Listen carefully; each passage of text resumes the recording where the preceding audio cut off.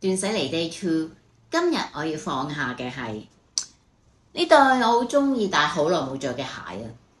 咁執下個鞋櫃咧，就發現咗呢對鞋甩皮，好似雪花咁。咁我好開心啊，因為可以抌啦。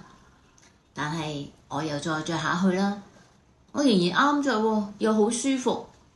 因為咧呢度咧有幾個軟墊嘅 Three Point Comfort，着落去真係好舒服噶，而且真係冇其他鞋有咁嘅設計。咁我就猶豫啦。咁我上網 search 下啦，呢個日本品牌仲有冇出同款嘅鞋？咁發現係冇嘅喎。咁我就有啲唔捨得啦。咁有冇得修補下去嘅咧？咁我就上網去問咗間台灣嘅手工皮鞋店啦。咁佢真係答我喎。咁之後咧，我就好放心同埋好有決心咁抌咗佢啦。鞋咧就象徵你嘅人生嘅步伐，着得唔舒服咧就走得唔遠噶啦。清理鞋櫃就係清理你嘅人生道路。你今日有冇諗過要諗邊一對鞋先呢？